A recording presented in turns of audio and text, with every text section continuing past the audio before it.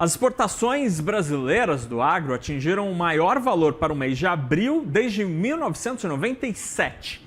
Segundo o Ministério da Agricultura, as transações somaram 16 bilhões 650 milhões de dólares no mês passado, um crescimento de 11,7% na comparação com o mesmo mês de abril, só que de 2025. E o equivalente a quase metade das exportações brasileiras totais do mês. Sobre esses resultados, a gente conversa agora com o nosso colunista de agro, aqui da CNN, Marcos Fava Neves. Marcos, o que explica é quantidade ou é preço esses números exuberantes? Boa tarde.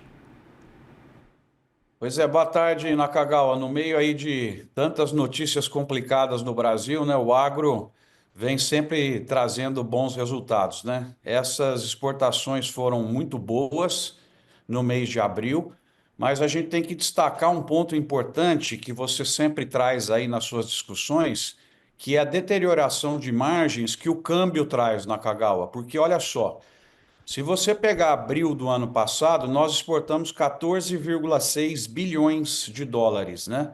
Foi uma notícia muito boa, avançamos 2 bilhões nesse abril, de 26 para 16,6.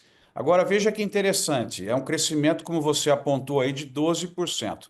Se você pegar e transformar em reais, ao câmbio de 5,7, que era válido em abril do ano passado, e é um câmbio médio de 5, válido agora, e corrigir o valor, em reais nós teríamos uma exportação aí de 86,8 bilhões contra uma exportação de 83 agora. Então veja que interessante, vendemos a mais em dólar, conquistamos mercados importantes, mas olha só a questão da margem, como o câmbio interfere, né? Em reais nós estamos 3 ou 4% abaixo do que foi abril do ano passado, e com tudo que você vem levantando aí, custos mais elevados do diesel, dos containers, do frete internacional, os seguros, todos mais altos em virtude aí dos riscos da guerra, mas acho que no geral o resultado é um resultado muito importante por conta da dificuldade que o planeta está vivendo agora e o agro conseguir bater esse recorde aí no mês de abril. Então, acho que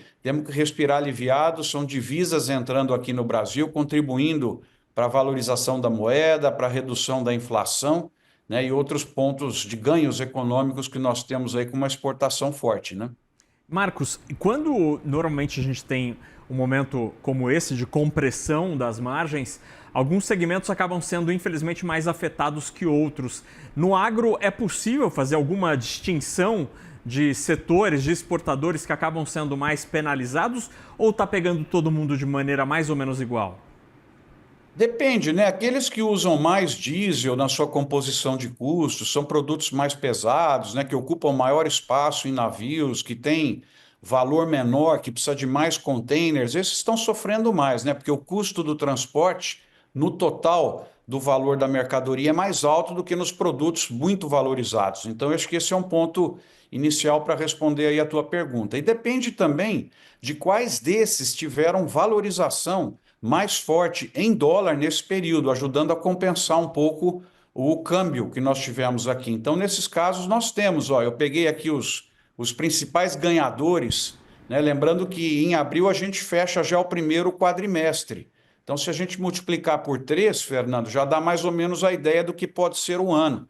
Então, nós estamos com 55 bilhões de dólares já vendidos, né? Se a gente multiplicar aí, é provável que o Brasil chegue perto aí de 170 bilhões de dólares vendidos, o que é um número bom para um ano de contração, aí, para um ano de desequilíbrio, né? Por conta de todos esses conflitos aí.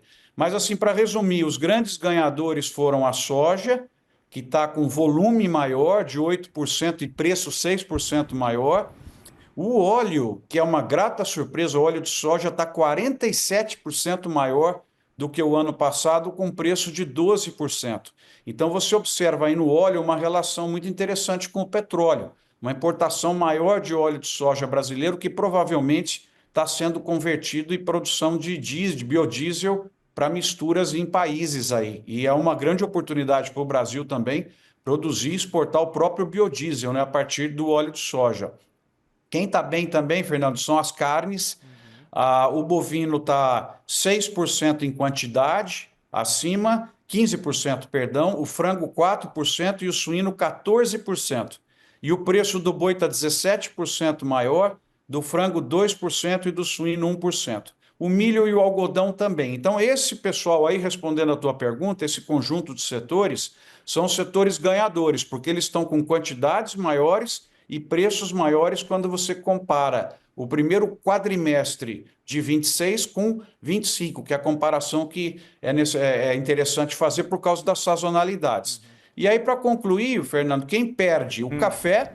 Café está com 25% a menos de volume e quase 10% preço menor em dólar. O etanol, e aí é uma surpresa desagradável, porque ele está 50% menor em quantidade, com preço 8% maior. Então, do mesmo jeito que eu falei que o óleo de soja nos surpreendeu, no sentido de estar sendo mais exportado e indo para mais mercados, provavelmente pela crise do petróleo, nós não observamos a mesma coisa acontecendo no etanol. E eu até errei aí, acreditei que a nossa exportação, pela ampla disponibilidade de produtos, seria maior aí nesses primeiros efeitos aí após a guerra. A guerra já está acontecendo há algum tempo, o petróleo já passou de 100 faz tempo, e a exportação de etanol, lamentavelmente, não está reagindo. O setor de fumo também não está bem no primeiro quadrimestre, e o açúcar também. Nós estamos com exportações 10% menores em média e preços 20% menores. Então, assim,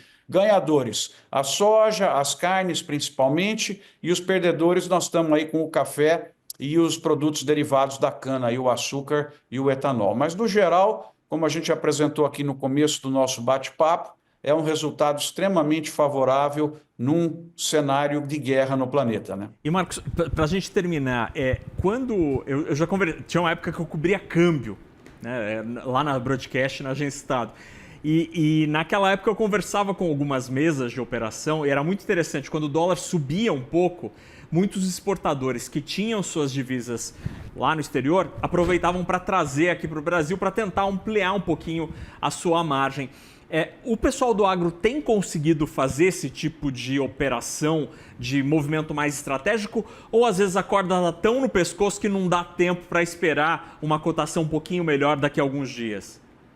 O que você tem é o movimento das empresas que têm sedes também no exterior e que eventualmente podem transferir recursos a partir de uma certa vantagem na desvalorização da moeda brasileira, transferir recursos aqui para o Brasil e vice-versa também, a remessa de lucros. Eu acho que é mais nesse sentido, porque o valor exportado, né, você já tem ali a definição dele ao sair, já é registrado lá pela SECEX, e aí esse recurso entra aqui no Brasil. Então, com os lucros e os resultados, sim, você pode ter uma movimentação que espera um pouco mais aí, ou eventualmente o dinheiro está lá e traz para cá, e é uma possibilidade aí, como nós estamos vendo. Mas eu acredito que nesse momento o risco maior, e você trabalha muito com isso, nós estamos com um cenário na Kagawa muito complicado no mundo e um cenário complicado no Brasil também. Cenários complicados, eles levam a maior desvalorização do real.